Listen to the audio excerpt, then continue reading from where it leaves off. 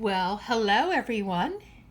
Sharona Rapsick here, and we are going to be doing a review and flip through of the Darkwood Tarot by Sasha Graham and art by Abigail Larson.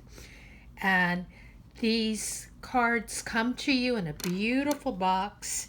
They come to you from Llewelyn. So right away, we see a wonderful magnetic box and just a beautiful, beautiful presentation. This must be the Ace of Pentacles. And the deck comes with a beautiful book, and it's a real book that has over 300 pages. So let's just look at what the book says on the back so we have an idea about the Darkwood Tarot. Welcome to the Darkwood, where getting lost helps you find yourself.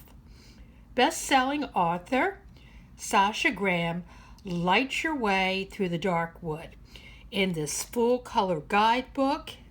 Inside is a clear and thorough breakdown of card meanings, tarot basics, spreads, and more.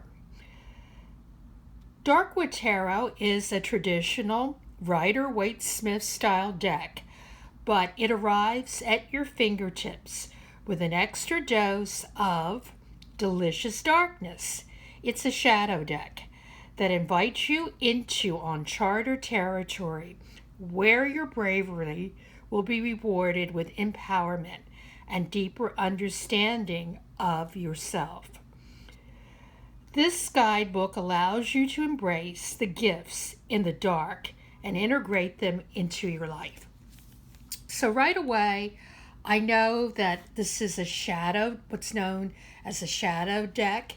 It's probably going to be emphasizing the reverse meanings of the cards, and it's probably going to be a deck for working with yourself, not reading for other people. But I am looking forward to this. I mean, I love the artwork. So let's just kind of flip through the book before we flip through the cards. Just beautifully done. It starts off with a quote from Star Wars, The Empire Strikes Back. Luke, who's in there? Yoda, only what you take with you. And the book was put together, and the deck was designed by Sasha Graham. And Sasha Graham is the author of Tarot Diva, 365 tarot spreads, 365 tarot spells, and Llewelyn's complete book of the Rider-Waite-Smith deck. And she served as editor and writer of Los Scarabella's Tarot Fundamentals and is a contributing author to Llewelyn's 2020 Magical Almanac. She teaches classes and lectures around the globe, and she lives in New York City and the Catskills. And this is the artist, Abigail Larson, and she's a Hugo award-winning artist specializing in macabre and gothic illustration. And she has worked with Sideshow Collectibles and DC. She's really has done a lot of work and for sci-fi and gothic publications. So this is going to be an interesting deck. And of course, the book, it goes through how the deck is designed, gives you handy information about the suits, the numbers, and what I love is this actually starts off, as you're reading it, as almost like a fairy tale. In fact, it does start off once upon a time. So let's put the guidebook aside and let's take a look at the cards. So the presentation is so beautiful. This is the back of the cards, the DW for Darkwood. Put the box over here and let us begin. So this is going to be in the style and the format of the Waite Smith style. So we start off with the full, and we start off with a lovely female full, and we know that this is going to be a witchy deck because we've got a little black cat and we have a fox. So what I'm going to do is I'm going to bring the camera a little closer now that we're working close up so that you can see better with the cards. So we have our full. We have a female magician, the crone, and I love that there are tarot decks on the altar, and it says on the altar, as above, so below. And we have our high priestess in a lovely dress that is just flowing and becoming water. And we have our empress, very pregnant and beautiful empress. And here's something that's different. Our emperor is a ram. And here we have the Hierophant. It's like a mother tree, like grandmother tree in Disney's Pocahontas. In fact, the cards almost have like a Disney cartoon flavor to them. And the Lover's card. And here's another thing that's different in this deck. The Chariot is an eagle. And the Strength card. And this one's a little different too. Instead of the lion, she's a snake charmer. And the snake is actually, I think, making the infinity sign. And here's our Hermit. Kind of like Little Red Riding Hood. And our Wheel. Wheel is also very Grimm's fairy tale. I'm thinking of Sleeping Beauty. I'm thinking of Rumpelstiltskin. And the World card.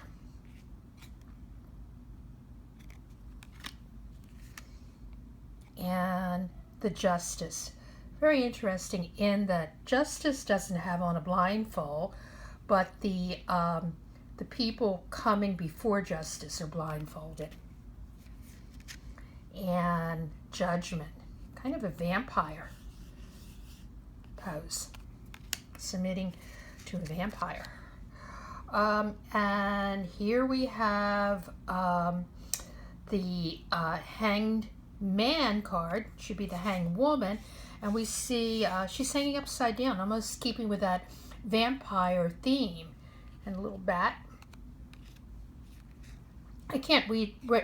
I can't wait to read the guidebook that goes along with this. I know this is going to be really fun to read. And here we have Death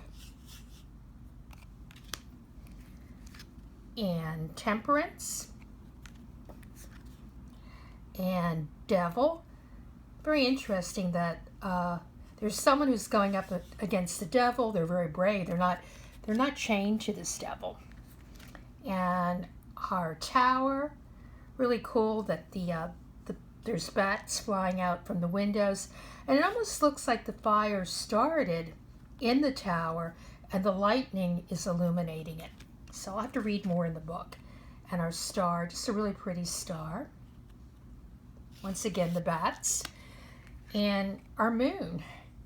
And it almost looks like the same woman in the star card, but she has submerged herself in the water, and then in the moon she's coming out of the water, and we're used to seeing little crayfish. Okay, and the sun. We don't have the baby on the white horse. We have a grown-up woman. Kind of almost reminds me of Lady Godiva. And we have here we're going to start the minors, the Ace of Wands. Very lovely Two of Wands. She has a crystal ball instead of a globe that we're used to seeing. The Three of Wands.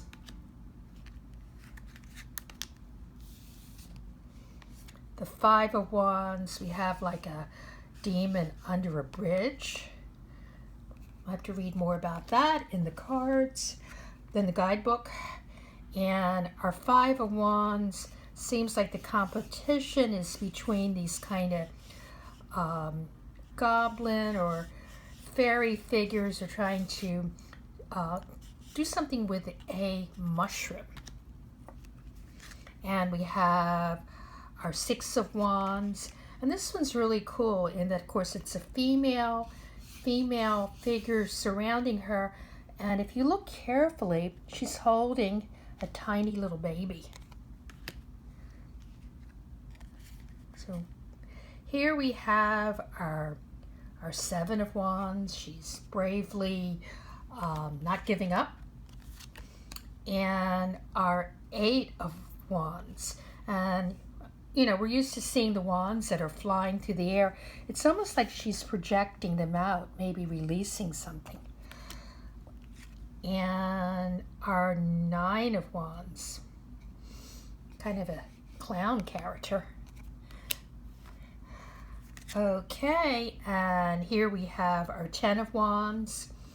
Kind of a different depiction. It looks like she has put down 9 of those wands because they're heavy and lit up one of them. And we have our Page of Wands. Really lovely page. The faces are really pretty in these cards. And we have our Knight of Wands, a female knight. This is a very female deck. Most of the figures are women. We have our Queen of Wands. And her dress is like turning into fire. Nice touch. And our King of Wands. So moving right along, we have our Page of Cups. We have our Two of Cups. 2 horses. And I love this one. The Three of Cups. We got 3 black cats who were like celebrating. Very cool. And our Four of Cups. And it looks like there's 2 foxes and one of them is bringing a rabbit for a meal. And our Five of Cups. And I have a feeling, because this is a story, that this is the maid or the mother of the rabbit, which we see the fox has killed and presented to his wife for a meal. So it is the dark deck, so we get this whole thing of the cycle of life. And Six of Cups with, I think, ravens, and Seven of Cups. She's going off and there's bats in the air, and a very interesting Eight of Cups with a snake that's going off to the mountains. Once again, dark imagery. And here we have our Nine of Cups, a cat, and I think the cat has killed a mouse. And I guess that thing, the cat has got its wish, the mouse didn't get its wish. Okay, and we have the Ten of Cups, and we have wolves. And what's cute, it's a mama and papa wolf, and then 2 little baby wolves. And we have the Page of Cups,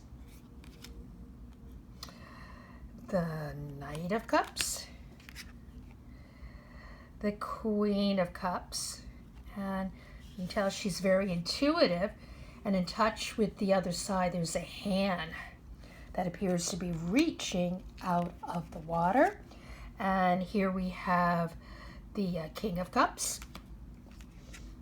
We have the Ace of Swords, kind of a traditional depiction with the sword and the crown.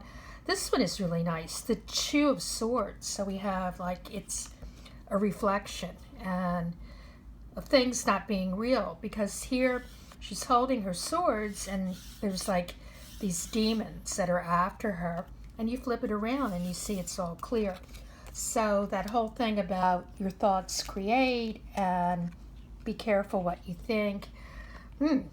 This is the Three of Cups, and that's definitely a heart with three swords going through it. Very easy to understand. Okay, here's the Four of Swords, and we're used to the resting knight, and here we have the maiden, and there's, I don't know whether he's rescuing her or what's up, but she has a sword in her hand. He's not going to get away with that. Excuse me. And here we have the Five of Swords. Oh, she's in a not so good a place. You know, it's usually the defeat card. Her hand is strung up on a tree, and there's another figure that's threatening her with a sword. Now this one is a really interesting card. The Six of Swords. We're used to the boat people leaving the troubled waters for better waters, and here we have the woman in the boat. We have the troubled waters, and there's another figure over there watching or running down to the water's edge. And if you look really carefully, there's a wee little baby in the boat, and crocodiles in the water. So passage over water with danger. And here we have the Seven of Swords. This is kind of a different Eight of Swords, and it is dark. She has a noose around her neck, a blindfold, bindings, and she's standing on some kind of box, and it's surrounded by rats, and it looks like they're gnawing away at the box that she's on. So she's going to have to find a way to get out of that. And here we have our Nine of Swords and Ten of Swords. Yeah, it's definitely an ending. And our Page of Swords, our King of Swords with the bats, and our Queen of Swords, and the King of Swords with I don't know, it's an eagle or maybe a vulture, I'm not sure. Okay, finally we get to the Pentacles, and these are really cool because I can see that it's an apple that's been sliced in half, and how, you know, at the center of an apple there are the 5 seeds that actually make a pentacle or pentagram. And here's our Two of Pentacles, and it's almost like, is this a tree and he's balancing his apples. And our Three of Pentacles, our Four of Pentacles, here's the Five of Pentacles, people in the snow, and yet there's some pentacles that are hidden in the tree that they're probably not aware of. Our Six of Pentacles, Seven of Pentacles, Eight of Pentacles, Nine of Pentacles, and finally our Ten of Pentacles. And then we have a lovely Page of Pentacles. She's like dressed in clothing that's a bark, so she's very earthy. And then we have our Knight of Pentacles, our Queen of Pentacles. There's a little rabbit that we're used to seeing that's at our foot. And finally we have our King of Pentacles, and on either side he has the bull's head. Okay, so let's just swirl these wonderful cards around. And what I'll do, I'll pick one out that, since they're right side up, and I'm going to do something where I actually pick one that attracts my attention, you know, one of the ones that called to me, and that we understand what's going on here. So what I did is I pulled up the Ace of Swords. Not the Ace of Swords, excuse me, the Six of Swords. So I'm going to get the book, see what our book says. We're going to go to the Six of Swords. Beautiful. The book is beautiful. It has, the one thing that I would say with the cards is they're card size, so it's hard to see a lot of the details, but don't worry, you can see Abigail Larson's really beautiful drawings in the book. So what do they say about the six? Okay, so we're talking about this one, the Six of Swords. And what the book is saying is, a woman stands in a flat-bottom boat, using a stick to navigate beneath a bough of Spanish moss. Swords are scattered, and a swaddled baby lies at her feet as curious alligators approach. A young woman reaches toward the boat from the shore. And it gets into how boat symbolizes passage and journey. And while the rivers and water bodies reflect the depths of emotional connection and energetic flow. And the shadow meaning of this is, what are you trying to get away with? It is easy to think that we will not be held accountable for our actions. Yet, what we put into the world always returns to us 3 times. Okay? So, as I said, this is a shadow meaning. Maybe this woman is taking that other woman's baby, or, certainly a very different meaning than we're used to encountering with the standard tarot deck. So I think this is a fun deck. I'm going to, I don't do a lot of shadow work, but I think this might be fun. It's the end of the year is coming up, to certainly read through the book, because it reads like a story. And I know I read once that Sasha Graham, she refers to herself as a fortune teller as well as a storyteller. And she talks about the cards are a story, but it's a story that we can rewrite and redirect. So that is the Darkwood Tarot. I highly recommend it. And once again, it is for shadow work. So if you want to work with your shadow, if you want to embrace that, or if you want to push through those shadow things that are holding you back, this is the deck for you. Once again, I'm Sharona Rapsick, and I am here with a review of a deck. Please stay tuned to this channel. There'll be more reviews of tarot cards, as well as books, as well as metaphysical tools. Bye-bye now. I love you. Love and magic. Bye now.